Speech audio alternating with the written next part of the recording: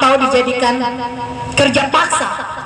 Sebenarnya kita tidak ubahnya di zaman rezim penjajahan.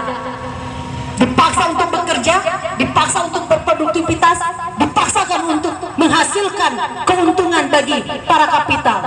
Tapi kita hanya sekedar bisa untuk makan. Dan itu pun nasib rakyat adalah masih sama. Untuk itu tadi kita tahu, kita sudah menyampaikan landasan kenapa kita menolak Omnibus Law, termasuk rancangan undang-undang Cipta Lapangan Pekerjaan tentang usaha kecil menengah, berkaitan dengan pertanahan, lingkungan, bahkan juga termasuk perpajakan. Kita ditemui tadi anggota DPR RI dari Badan Legislasi, Balek, termasuk juga beberapa anggota DPR dari Wakil Komisi 9. Kita tentu aksi kita hari ini adalah tidak hanya sekedar kita mempertanyakan konsep apa yang sedang diterima oleh DPR, tapi kita menyampaikan sikap tegas kita kenapa kita menolak Omnibus Law dan kemudian rancangan undang-undang Cipta Lapangan Kerja.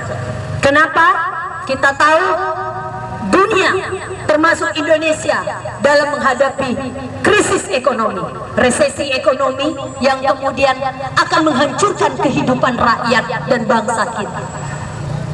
Kemudian disambut oleh para pengurus negeri ini untuk bagaimana menyelamatkan krisis ekonomi ini dengan melahirkan berbagai macam regulasi. Regulasinya yang kemudian kita tahu bagaimana pendapat-pendapat para pengurus negeri ini, para pejabat di negeri ini, bagaimana membuat tenaga kerja yang semakin fleksibilitas. Artinya, kalau bicara tenaga kerja fleksibilitas, tidak hanya buruh yang hari ini bekerja mendapatkan keterancaman, tapi generasi muda kita, mulai dari pelajar, mahasiswa, pemuda-pemudi yang hari ini belum memiliki kesempatan, justru akan dialami penghancuran kehidupan secara sistematis.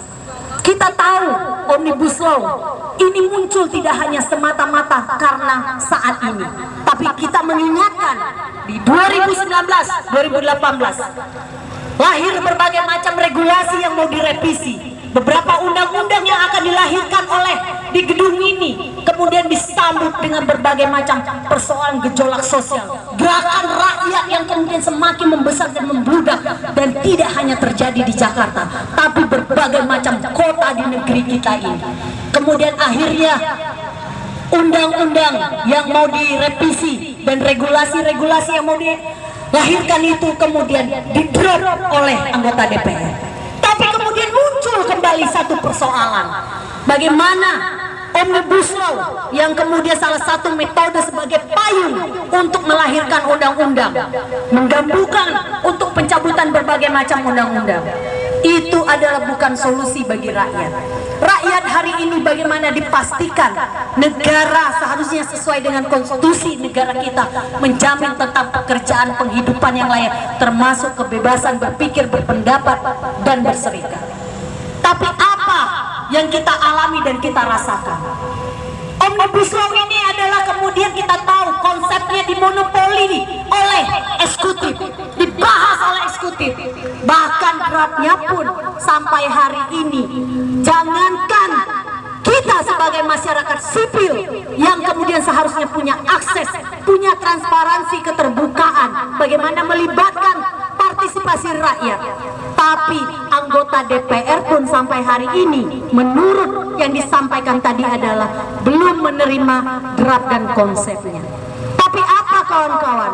Tapi bukan berarti anggota DPR yang kemudian belum menerima konsep dan draft, tapi kita juga mengingatkan kehati-hatian bagaimana melahirkan regulasi yang seharusnya berpihak tentang kepada kemanusiaan dan rakyat Indonesia, bukan kemudian regulasi yang mengamini, melindungi para investasi yang akhirnya merampok sumber daya alam kita dan menindas, mengeksploitasi sumber daya manusia kita. Itu yang kita bicarakan tadi dan kemudian kita sampaikan. Tapi kita tahu